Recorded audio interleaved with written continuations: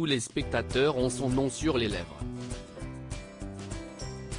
Guillaume de Tonquédec est actuellement à l'affiche de la comédie Times Square, qui se jouera les 7 et 8 mars prochains à Monaco, mais aussi le 8 avril suivant à Fréjus. L'acteur, qui incarne un professeur d'arts dramatiques passé de mode dans cette pièce de théâtre, sera également à l'affiche, en février, du film Arrête avec tes mensonges d'Olivier Payon. Mais le comédien, malgré son succès fou, n'est pas le seul membre de sa famille à faire les gros titres.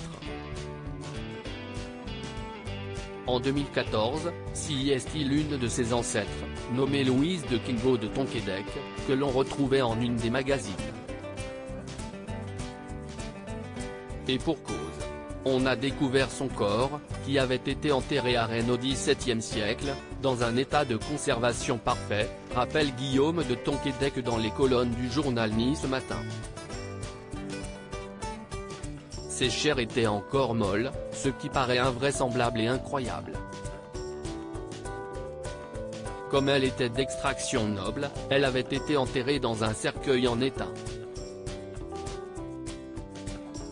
Il y avait très peu d'oxygène donc elle n'est pas entrée en décomposition. Une découverte essentielle devenue un objet d'étude. Drôle de bagage pour l'acteur césarisé, époux de Christelle Marchal, qui n'est toutefois pas étranger au monde de la science puisqu'il est le parrain de l'Institut du cerveau de Paris.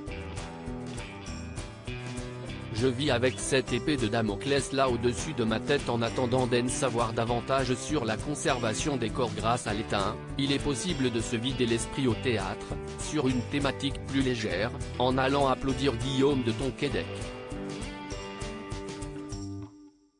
D'autant que l'acteur, père de 3 enfants, soulève de nombreuses similitudes entre ce qu'il joue et ce qu'il vit.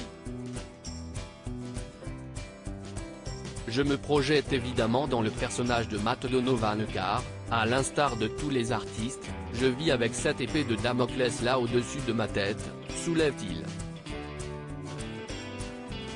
On vit dans le désir des autres.